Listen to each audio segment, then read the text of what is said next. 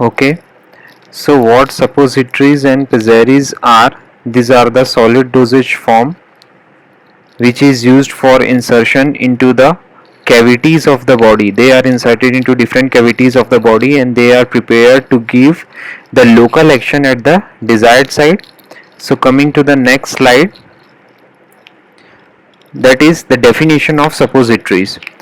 Semi-solid dosage form intended for inserted into the body or feces where it melts, soften, dissolve and exert localized or systemic effect. जो हमारी semi solid dosage form suppositories या पिजेरीज होती है, ये body cavities में जाने के बाद वहां पर मेल्ट हो जाती है क्योंकि इसमें सेमी सॉलिड बेस के साथ इसे बनाया जाता है. देन फिर वहां पर डिसॉल्व होती है. कुछ जो सपोजिटरीज होती है लोकल एक्शन वहीं पर ही देती है म्यूकस मेम्ब्रेन पे, और कुछ होती है जो वहां से एब्जॉर्ब होकर सिस्टेमिक सर्कुलेशन में आ जाती है जिसका सिस्टेमिक इफेक्ट भी हमको मिलता है. A suppository is a medicated solid semi-solid dosage form generally intended for use in the rectum, vagina or to a lesser extent the urethra. हमारी डिफरेंट जो कैविटीज होती है, rectum cavity, vaginal cavity, urethral cavity, some of the time eyes, ears में भी ये हम इनको insert करते हैं इन पिजेरीज को. After insertion they melt soften at body temperature whereas vaginal suppository sometimes called as pessaries and also made up of made as compressed tablet that disintegrate in the body cavities. जब हम suppositories को vaginal insertion के लिए use करते हैं तब उसको पिजेरीज बोलते हैं, और सम ऑफ द टाइम ये सॉलिड डोजेज फॉर्म के फॉर्म में भी कंप्रेस करके भी बनाई जाती है जो बॉडी के टेम्परेचर के साथ डिसॉल्व होकर मेल्ट होते हैं और डिसइंटीग्रेट होते हैं बॉडी कैविटीज में. सो there are the different shape and size of the suppositories. 0 से लेके 4 तक के डिफरेंट साइज हैं depending upon the administration of use. Then A and B और दूसरे डिफरेंट साइज है जो इन कॉमन साइज से अलग होते हैं. तो ये अलग अलग एज के अकॉर्डिंग, यूज के अकॉर्डिंग इसको वेरी करते हैं इनके moulds. Then these are the advantages of suppositories. Suppositories के advantages क्या हैं as compare to other semi solid dosage form जिसमें हमने ऑइंटमेंट, जेलीज और पेस्ट के बारे में देखा था. these are not used for the oral route. ये ओरल रूट से लेने के लिए यूज नहीं होते, मोस्टली बॉडी कैविटीज में इंसर्शन के लिए इनको यूज किया जाता है सपोजिटरीज को. Patient having a gastrointestinal tract problems, nausea और पोस्ट ऑपरेटिव, जिन पर्सन को जीआईटी में प्रॉब्लम होती है जो ओरल ड्रग नहीं ले सकते, नोशिया और वॉमिटिंग की प्रॉब्लम होती है, ऑपरेशन के बाद उल्टी अगर आती है, उनको भी हम सपोजिटरीज के डोजेज फॉर्म आसानी से दे सकते हैं. वेरी यंग, वेरी ओल्ड और mentally disturbed patient can be given very frequently or very easily with the use of suppositories.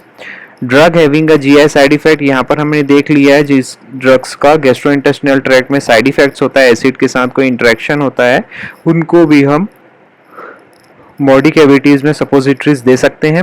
Drug not stable at GI pH और susceptible to enzymatic attack in the GI tract. ऐसी drugs जो हमारे GI tract में acid के attack से degrade हो जाती है या फिर दूसरे माइक्रोबियल अटैक के चांसेस होते हैं, हमारे एब्जॉर्प्शन को डिस्टर्ब करती है जो चीज़ें एंजाइमेटिक अटैक को, उनको भी हम सपोजिटरीज डोजेज फॉर्म दे सकते हैं.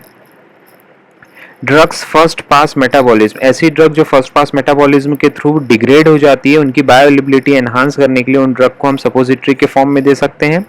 Drugs with an unacceptable taste can be administered, ऐसी ड्रग जो ओरल रहने पर बिटर या ऑब्नॉक्शियस टेस्ट जैसा फील होता है उनको हम दूसरे रूट से ड्रग सपोजिटरी के फॉर्म में दे सकते हैं. Drug that may be abused in the suicide, ऐसी ड्रग जिनका सुसाइडल अटेम्प्ट ज़्यादा होता है ओरली लेने पर, जैसे नींद की गोलियां या दूसरी ऐसी ड्रग हेलुसिनोजेंस वगैरह की जो ड्रग होती है उनको भी, एलएसडी वगैरह को, उनको भी हम सपोजिटरी के फॉर्म में पेशेंट को दे सकते हैं. So the disadvantages of suppository dosage form are it causes mucosal irritation, जिस म्यूकोसल साइट पे कैविटी पे इंसर्ट करते हैं हो सकता है वहां पर इरिटेशन कॉज हो क्योंकि वहां पर जो बेस होता है वो मेल्ट होता है, वहां पर ड्रग रिलीज होती है. Traditional issues is the feeling of aversion. Feeling of aversion का मतलब जहां पर हम ड्रग को अप्लाई करते हैं वहां पर इन ईजीनेस जैसा फील होता है। लीकेज प्रॉब्लम हो सकती है, जो ड्रग को हम अप्लाई कर रहे हैं वहां से ड्रग धीरे धीरे लीक होकर बाहर गिर सकती है। समटाइम्स इनकम्प्लीट अब्जॉर्प्शन, अगर वो बेस जिसमें ड्रग हमारी बनी है अगर वो प्रॉपर मेल्ट नहीं होगा तो हमारी ड्रग का अब्जॉर्प्शन सुटेबल नहीं होगा। Inter and intra subject variation, एक से दूसरे पर्सन में ये ड्रग का मेल्ट होना बॉडी टेम्परेचर के अकॉर्डिंग वेरी करता है, तो सम ऑफ द टाइम इनके एक्शन भी वेरी करते हैं। प्रोक्टाइटिस यानी इन्फ्लामेशन कॉज करती है सम ऑफ द टाइम ये ड्रग, अगर कुछ पेशेंट्स में। Large scale production difficult and costly, in suppositories का लार्ज स्केल प्रोडक्शन डिफिकल्ट इसलिए होता है क्योंकि ये सपोजिटरी एनवायरनमेंट पे आने के बाद मेल्ट हो सकते हैं, तो इनके सोफिस्टिकेशन की ज़्यादा ज़रूरत होती है, पैकेजिंग की। Shelf life stringent storage condition, इनकी शेल्फ लाइफ काफ़ी वेरी करती है, तो इनके स्टोरेज में बहुत सावधानी से ध्यान देना पड़ता है। GI effect state affects the absorption, अगर गैस्ट्रोइंटेस्टिनल में कोई ट्रैक में कोई प्रॉब्लम है तो वो ड्रग के अब्जॉर्प्शंस को अफेक्ट करेगा। Now the types of suppositories, कितने टाइप की सपोजिटरीज होती है, अलग अलग कैविटीज में इंसर्शन के according rectal, vaginal, urethral, nasal और ईयर कोन्स डिफरेंट हमारे सपोजिटरीज होती हैं। रेक्टल सपोजिटरीज जो होती है रेक्टल रूट में इंसर्शन के लिए कोन और टॉर्पेडो शेप की होती है, जो 1 से 2 ग्राम तक का इनका वजन हो सकता है। वेजाइनल सपोजिटरीज या पिजेरीज जो होती हैं वो ग्लोब्यूलर फॉर्म या ओवी फॉर्म कोन शेप्ड की होती है, जिसको आसानी से वेजाइना में इंसर्ट किया जा सकता है, जो 2 से 8 ग्राम तक के वजन की हो सकती है।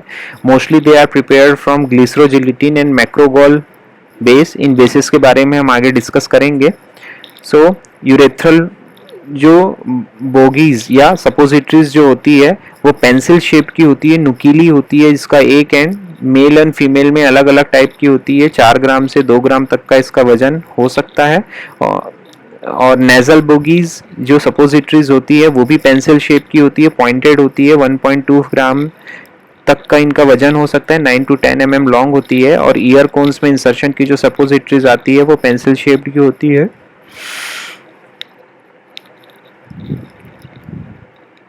यहाँ पर आपको डिफरेंट सपोजिटरीज के शेप दिखेंगे, राउंड एंड ओवल शेप की है, लॉन्ग ओवल शेप की है, मोस्टली जो वेजाइनल इंसर्शन के लिए यूज होती है, टीयर ड्रॉप फॉर्म की है, बुलेट फॉर्म, टेम्पॉन, ये अलग अलग साइजेस हैं हमारी सपोजिटरीज के।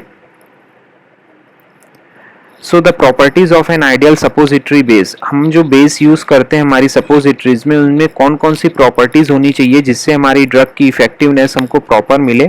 पहला है melt at the body temperature, ये हमारे बॉडी के टेम्परेचर के साथ इसका बेस मेल्ट होकर हमारी ड्रग को रिलीज करना चाहिए। डिसॉल्व और disperse in the body fluids, वहां पर जो ड्रग रिलीज कर रहे हैं उसका लोकल एक्शन या सिस्टेमिक इफेक्ट हमको वहां से मिलना चाहिए। रिलीज एनी मेडिकामेंट रेडियली, जो मेडिकामेंट हम मिक्स कर रहे हैं सपोजिटरी के साथ वो बेस मेल्ट होते ही धीरे धीरे हमारे बॉडी में उसका इफेक्ट दिखना चाहिए, रिलीज होनी चाहिए वो drug. Retain its shape when handle, जब तक उस सपोजिटरीज को कैविटी में इंसर्ट किया जाता है तब तक वो हाथ में ही मेल्ट ना हो, हमारे म्यूकस मेम्ब्रेन में जाने के बाद मेल्ट हो। Non toxic and non irritant to the mucous membrane, जिस मेम्ब्रेन पे अप्लाई कर रहे हैं वहां पर किसी प्रकार की टॉक्सिसिटी कॉज ना करे। स्टेबल ऑन स्टोरेज, स्टोर करने पर मोस्टली कोल्ड कंडीशन में इसको स्टोर किया जाता है, वहां पर ये स्टेबल हो, मेल्ट ना हो। कॉम्पेटेबल विथ ऑल मेडिकामेंट्स, हमारे दूसरे मेडिकामेंट्स के साथ ये कॉम्पेटेबल हो। And stable above it's melting point, और अपने मेल्टिंग पॉइंट के ऊपर ये स्टेबल हो। इजली मोल्डेबल, आसानी से इसको मोल्ड किया जा सकता है, यानी किसी भी शेप में इसको मोल्ड किया जा सके। And should not adhere to the mould, और ये मोल्ड के साथ अडेयर ना हो, चिपके ना।